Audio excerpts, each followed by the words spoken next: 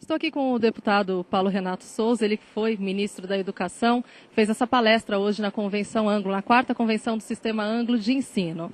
Deputado, você começa a sua palestra falando das grandes mudanças que ocorreram nos últimos 10 anos, né? Tanto no cenário educacional, mas como na sociedade em geral, em função das mudanças tecnológicas, essa nova era, né? O que essa nova era trouxe de mudanças para a educação? Como ela influenciou?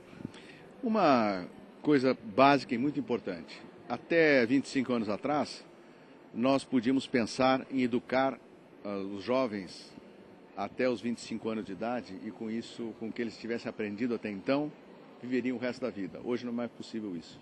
Hoje nós temos que oferecer educação e ensino ao longo da vida das pessoas. Porque o conhecimento evolui muito rapidamente, a tecnologia evolui muito rapidamente e as pessoas precisam se atualizar. Quem não se atualizar se marginaliza na vida social, né? No mundo do trabalho, no mundo do consumo, no mundo da participação social. Quem não está atualizado permanentemente tende a se marginalizar. Então, o sistema educacional precisa enfrentar esse desafio. Como oferecer educação ao longo da vida. E como as escolas podem encarar esse desafio? No nível do ensino básico, as escolas têm que ter consciência de que o seu objetivo tem que ser o desenvolvimento da capacidade de aprender, desenvolvimento do raciocínio, do pensamento crítico. Porque com essa ferramenta, as habilidades e competências de aprender, que o jovem vai viver o resto da sua vida, né? Ele vai utilizar essa habilidade e competência de aprender para toda a vida. E isto é o que precisa ser desenvolvido na escola básica. Os professores, eles estão, na sua opinião, aptos a enfrentar esses novos desafios?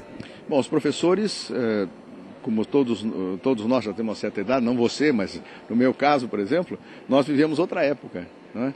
E nós temos que nos adaptar, e os professores precisam realmente se adaptar a essa nova exigência da escola, né? Desenvolver no jovem a leitura, a compreensão leitora, o raciocínio matemático, muito mais do que aprender os conteúdos, né? Então é preciso sim uma atualização por parte dos professores permanente, porque o mundo hoje é diferente do mundo no qual nós fomos criados. Deputado, o Sistema Anglo de Ensino, a maior parte das escolas conveniadas ao Sistema Anglo são escolas particulares, que representam hoje, né, as escolas particulares, cerca de 10% da educação brasileira e, na verdade, elas acabam sendo responsáveis aí pela maior parte da formação no ensino superior. Como é que o senhor vê a questão da missão da escola particular hoje na educação brasileira? A escola particular, no ensino básico, ela representa 10%, 12%, dependendo do ensino fundamental, ensino médio, e enfrenta o desafio de não crescer proporcionalmente à população. Esse número vem inclusive caindo, vem se estabilizando ao longo dos anos. Portanto, o primeiro desafio é um desafio da diferenciação. Como se diferenciar nesse mundo em que o mercado global não cresce para as escolas particulares? Eu diria que a diferenciação tem que ser pela qualidade, né? E por isso eu acho muito importante a questão da avaliação. Avaliação das habilidades e competências dos alunos, comparação, estar sempre atrás de aprimorar na escola o desempenho dos alunos. O senhor falou sobre os sistemas de avaliação. Eu pediria que o senhor detalhasse rapidamente quais os principais sistemas hoje que nós temos e de que forma as escolas podem utilizar esses sistemas de avaliação. Bom, hoje nós temos os sistemas públicos, né, que são basicamente o SAEB, que é um sistema por amostragem, e o Enem, no ensino básico, são os dois sistemas que existem. Além disso, muitos estados e municípios têm os seus próprios sistemas, a maioria deles voltado para as suas redes, não é? As escolas particulares, em geral, têm aderido aos sistemas, seus alunos participam do Enem, e têm sido divulgados os resultados por escolas do Enem, que é uma divulgação indevida, porque o Enem não é para isso, o Enem é um exame individual, não é um exame por escola. O que eu recomendo é que as escolas tratem de ter algum tipo de avaliação externa, né? E que os sistemas de ensino, muitos sistemas de ensino estão começando a desenvolver o seu próprio sistema de avaliação, né? Para poder justamente oferecer para as escolas esse instrumento de diferenciação.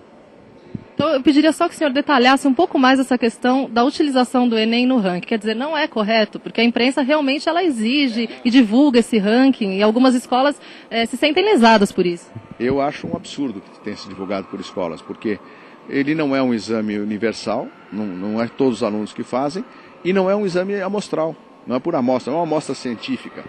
Se nós temos uma escola de 100 alunos, por exemplo, 10 fazem o exame e 90 não fazem. Quem são esses 10? São os 10 melhores ou são os 10 piores? Não é? Então, eu acho que é uma utilização indevida e eu, se fosse dono de escola, eu estaria pensando até em medidas judiciais, porque é uma divulgação, digamos, é uma utilização indevida dos resultados do Enem. Não se deve usar, então, não se deve utilizar o ranking do Enem. Deputado, mais uma pergunta. Algumas pesquisas indicam que daqui a alguns anos pode haver uma defasagem no número de professores na categoria. Como é que o senhor vê essa questão? Os professores ainda são, de certa forma, marginalizados? Existe isso? Eu acho que a questão da formação do professor é importante e o professor, especialmente em alguns segmentos da escola pública, o professor não tem a valorização que deveria ter, né? Agora, em relação à questão da formação e a própria disponibilidade de professores, especialmente nas regiões mais afastadas, é difícil encontrar professores de áreas mais especializadas, né? Eu acho que nós vamos tender no futuro a utilizar mais também as tecnologias, novas tecnologias, em ajuda ao professor, né? Como um apoio ao professor. Tanto a tecnologia da informática quanto da comunicação, eu acho que podem ser instrumentos que ajudam o professor em algumas disciplinas que são um pouco mais técnicas. Bom, deputado, eu não poderia deixar de pedir, já que o senhor foi um dos responsáveis aí pelas grandes mudanças dessa reforma da educação nos últimos anos, o senhor dá uma mensagem então, aos nossos professores que têm uma missão aí de grandes desafios na educação brasileira nos próximos anos. E a minha mensagem é uma mensagem de otimismo. Eu acho que a educação no nosso país vem melhorando, apesar de os indicadores ainda não mostrarem isto claramente, porque nós tivemos uma grande incorporação de novos segmentos da população à educação. E vem melhorando, eu tenho esperança que vai continuar melhorando, porque a sociedade brasileira hoje tem consciência da importância da educação, coisa que nem sempre foi verdade, né? Mas eu noto claramente hoje que a sociedade brasileira se preocupa e exige educação de qualidade. Muito obrigada pela entrevista, deputado. Obrigado.